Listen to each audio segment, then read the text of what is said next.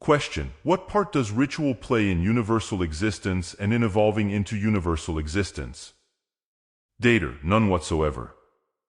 We just did one not too long ago on that very subject. Ritual is like everything else. By the very word you can see that it is circular from our standpoint of brain thinking. In other words, we keep changing how we tell you the same thing.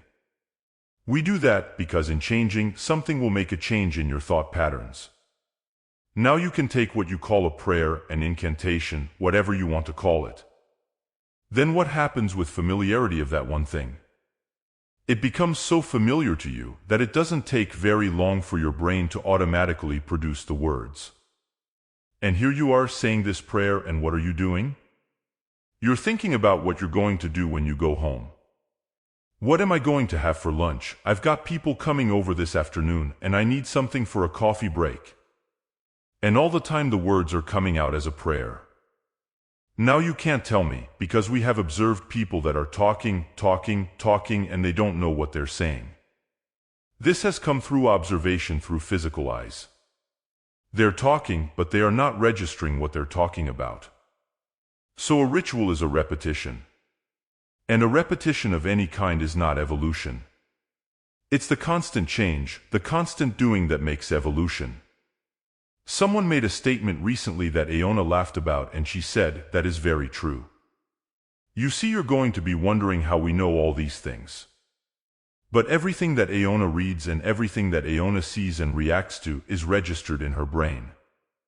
Then when we come in, we just read the brain. So that is how we know these things. But she laughed at this statement and she said, this is very, very true. You don't get rid of a sin or anything else by sitting and praying about it. You're in physicality to do. It's action, not reaction, that makes evolution. Evolution is constantly changing. If you get up every single morning and put on your right slipper and then put on your left slipper, then stand up. The next morning when you wake up, change it. Get out of bed and put on the left slipper and then put on the right slipper. If you are in the habit of doing certain things in certain ways and certain times, then change it. Change begins with the individual, and it begins with very minute things. Because what you're doing is you're teaching the brain. You have gotten into such a habit of putting information onto a computer disk and sticking it into the machine and making it do the same thing every time that you do the same thing with the brain. How do you think they figured out how to make a computer? They followed the brain patterning. That's what you do. And every morning you get up, you take your same computer disk and put it in the computer. And people get to work and wonder how they got there. Because they have done exactly the same thing for so many years. Change it.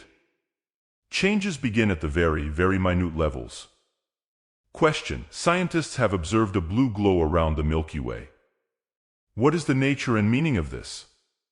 Does it relate to the blue cosmic rays detected coming toward us from unknown sources in between galaxies? Datre: how come you can perceive blue rays? Have not the blue rays always been there? How do you know they haven't been? You have telescopes now that can see further than they could ever see before, in that which you consider your recent existence. You can see further and you can speculate more. But how do you know that hasn't always been there? Or is it just because now you have the instruments that you can see it? You see, from our standpoint, it looks entirely different. So think on these things. Question: how do you define a universe? Does every universe contain the same package of ingredients? Sorry, I don't like the expression, but it's hard to find fitting words. If yes, what are the ingredients? Datre: you do not even know the ingredients of this, your bubble universe. You see, things do not just happen. It takes many to contain and keep, shall we say, a universe running, working. It is like you have an office that has several different people working in it to make that office work. You've got someone that answers telephones. You've got someone that types. You've got somebody that is the manager. You've got different people in an office to make everything work that is within that office. You can change the people, but you have to have this many things going in order to make the office work. So even if the receptionist is sick, or as they call it, doesn't show up for work, somebody does double duty, but that still has to be maintained as a working situation. All right, the universe with us works the same way, except that we always show up for work because there's no place else to go. So we're always there. But it has to be maintained. You can call all of those that are Datre part of the maintenance crew of the universe. We observe, but we have our own jobs. So you can call us the office workers, whatever you want to call us. Now, as we've said before, there are more universes. We know they're there because we communicate with them. But we don't know what they're like until we get there. We can't explain the universe to you because you're in a physical body any more than they can explain their universe to us. But they are there, and we're here, and your bodies are here. But the reason you're in physicality in the first place is to gain experience enough to get out here where we are and play. Because our jobs are play. We're doing what we want to do. We don't want the restrictions of the physical body. We want to do other things. We want to take nothing and make something. And I really mean nothing. You see, you wouldn't be able to do that in physicality. You have to take something in order to make something else. Question: what separates one universe from another? Are there certain spans of frequencies in every universe? Datre: I have no idea. I haven't been there yet.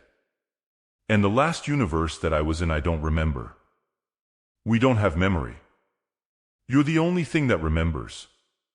The physical body remembers, we don't have that. That is what we call total freedom, because you don't have to remember anything. Question: is the prime source in all universes the same, or does every universe have their own prime source? Datre: everything is different. There is no such thing as a prime source. Why repeat anything? The only thing that gets repeated is your physical existences. And unfortunately, many of you don't even change, shall we say, from one lifetime to another. You still maintain the same patterning. My goodness, how boring. You continue, lifetime after lifetime after lifetime, doing the same thing. Like I told you about the poor dirt farmer. Never made any changes, every lifetime same thing, poor dirt farmer. So that is why your time is running out.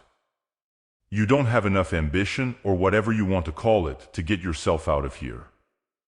A time was put on. We expected this to be over. We expected you to be at least going out to someplace else. But you're still sitting here. So the time is over, and when the time is over, you're not going to have anything to work with. You're going to have to get something else. A new experience. Maybe that will jar you out of your lethargy. That's what we're trying to do. You are all fascinated by universes because you see it as an extension of yourself into a grander and more exciting existence. Your bubble question: what does Datre mean by the term, our bubble universe? Datre: your bubble is an energy containment. This containment has no specific shape or size, and will accommodate all that is needed for your explorations in physicality. Your bubble contains all that your species is exploring in that particle reality called humanity. In order for your physical construct to maintain its stability, you have created daytime with sunshine and nighttime with stars. This is all a psychological construct for the comfort of your physical brain, and to all within your earth bubble. Within your bubble are vast amounts of concepts. These concepts are called possibilities and probabilities. Until you take a concept and make it a viable something through your physical construct for you to interact with and form your reality, the energy remains undifferentiated for all intents and purposes. When you have the physical construct to work with, you feel that it is so limited. But you have just begun to take the energies of your possibilities and probabilities and make them viable working realities. You are very disappointed in the fact that you seem to have gotten to the point that there is nothing more to do on this planet and that you need changes. Yes, you do need changes. That is what the new millennium is all about. But you see, the changing of the energy patterns within the bubble are going to help you expand your awareness and your knowingness. Now how can the energy be changed within the bubble? Who knows how to change the energy within a bubble? It certainly is not the physical. The physical doesn't know how to put new energy into existence in your bubble. So that is why many of those who comprise Datre have come to your bubble, to assist in its energy flow distribution so that you are able to continue your evolution by adjusting the energy flow around the possibilities and probabilities. This is going to give you a more varied group of concepts to work with. By only changing the energy, the concepts are changed so that you can work with different material. Question: what would happen if they actually sent someone to Mars? Datre: that is so far in the future it is very hard to tell. First of all, you have to get your pieces of tin to go that far. To get your pieces of tin to go that far and turn around and come back again without disintegration is going to take quite a bit of doing. So when they get their pieces of tin to go out that far, turn around and come back and land upon your planet Earth, then you can think about putting people inside. I don't think you've done that yet. Have they? John: no, they've sent satellites up, but those are one-way trips. Datre: that is correct. Nothing has come back again? John: only trash. Datre: that's why the people haven't gone. It is very simple. Question: is the Earth a particularly beautiful planet in comparison to others? Datre: your state of development upon the planet and the planet itself has great beauty. You don't realize the beauty in the development of individuals upon this planet either, because you have no comparison.